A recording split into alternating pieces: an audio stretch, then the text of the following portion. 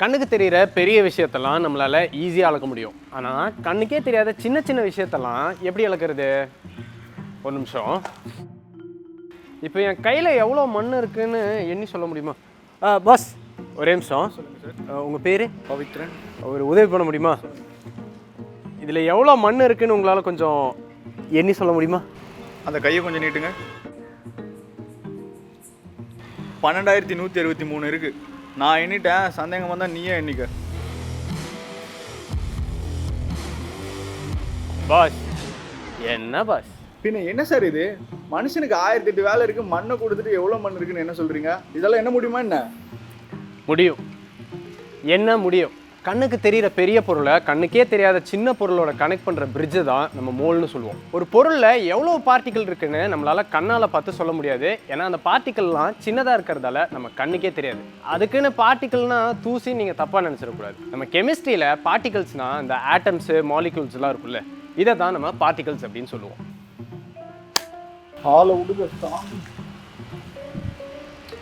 நிறைய பார்ட்டிகல்ஸ் ஒன்றா சேர்ந்து அது ஒரு பொருளாக ஃபார்ம் ஆகுது. அந்த பொருளுக்கு ஒரு குறிப்பிட்ட மாஸ் இருக்கும். இப்போது உதாரணத்துக்கு கோல்டு ஆட்டமை நம்மளால் கண்ணால் பார்க்க முடியாது. ஆனால் நிறைய கோல்டு ஆட்டம் ஒன்றா சேர்ந்த கோல்டை நம்மளால் கண்ணால் பார்க்க முடியும்.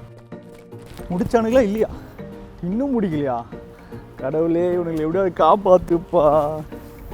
அவர் கிடக்கிறாரு, நம்ம வேலையை பார்ப்போம். கால் வலிக்குது, உட்காந்துட்டே பேசலாம் வாங்க.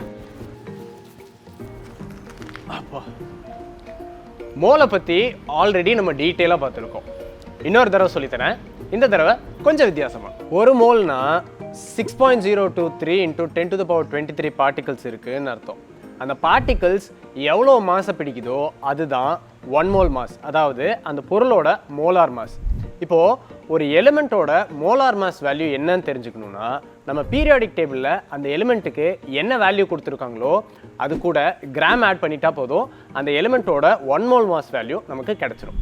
வாங்களேன், அதையும் இந்த மண்ணை வச்சு நான் உங்களுக்கு சொல்லி தந்துடுறேன்.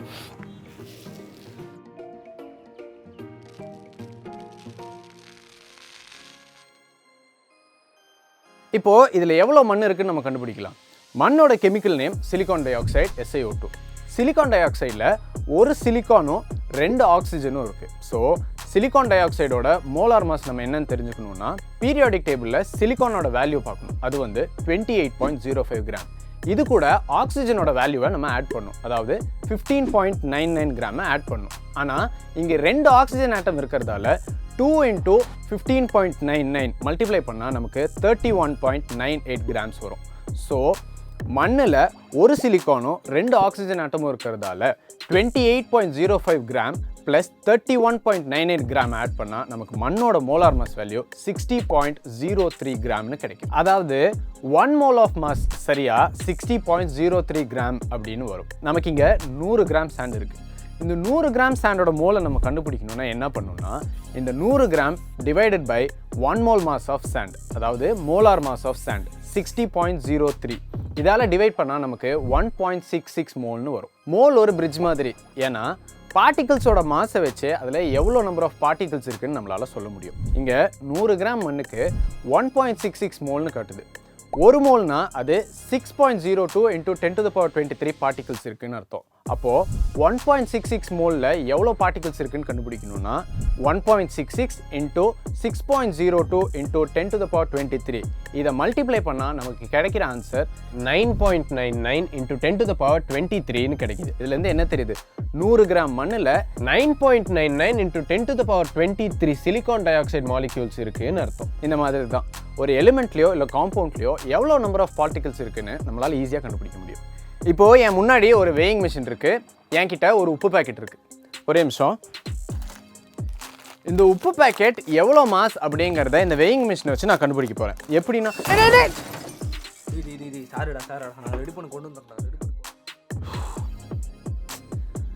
சரி, இப்போ வெயிங் மிஷின் இல்லாமலே நம்ம இதோட மாஸ் என்னன்னு கண்டுபிடிச்சிடலாம். இப்போ இதில் 10.3 ட்ரில்லியன்ஸ் சோடியம் குளோரைட் மாலிக்யூல்ஸ் இருக்குது. அப்போ இதோட மாஸ் என்னவாக இருக்கும்? ட்ரில்லியன்ஸ் ஆஃப் ட்ரில்லியன்ஸ்னால் ஒரு 24 0 வரும். அப்போது 10.3 × 10⁻24. அட, இதையும் நம்ம மோலை வச்சே கண்டுபிடிச்சிடலாம். நான் தான் சொன்னல மோல் ஒரு பிரிட்ஜுன்னு. இப்போது இதோட மாஸ் என்னன்னு தெரிஞ்சிருச்சுன்னா அந்த மாஸை வச்சு மோலார் மாஸால் டிவைட் பண்ணி ஃபஸ்ட்டு மோலுக்கு கன்வெர்ட் பண்ணிடணும்.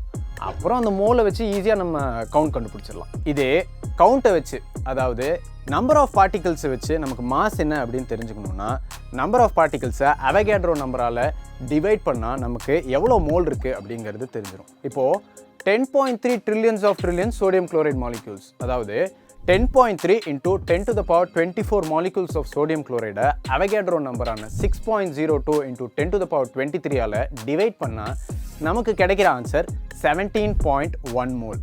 ஆனால் 1 mole ஆஃப் சோடியம் குளோரைடோட மாஸ் என்ன அப்படிங்கிறத பீரியாடிக் டேபிளில் செக் பண்ணால் சோடியம்க்கு 22.98 கிராம், குளோரினுக்கு 35.45 கிராம்.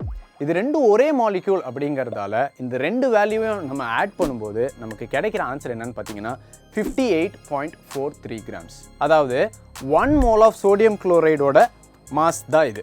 ஆனால் நம்மக்கிட்ட 17.1 moles of sodium chloride molecules இருக்குது.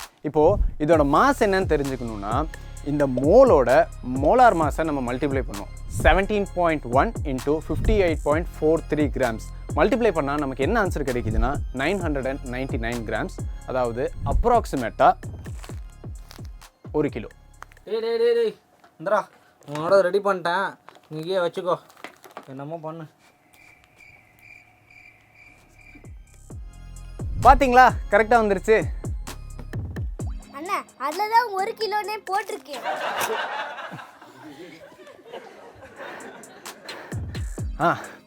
இப்போது உங்களுக்கு நம்பர் ஆஃப் பார்ட்டிகல்ஸ் கொடுத்துருந்தாங்கன்னா அதை வச்சு அது எவ்வளோ மாஸ் அப்படிங்கிறத கண்டுபிடிச்சிடலாம். அதுவே ஒரே டைப் ஆஃப் பார்ட்டிகல்ஸ் ஒன்றா சேர்ந்து ஒரு மேட்டர் ஆஃப் ஃபார்மாக இருக்கும்போது அதோட மாஸை வச்சு அதில் எவ்வளோ நம்பர் ஆஃப் பார்ட்டிகல்ஸ் இருக்குது அப்படிங்கிறதையும் கண்டுபிடிச்சிடலாம். அவ்வளோதாங்க.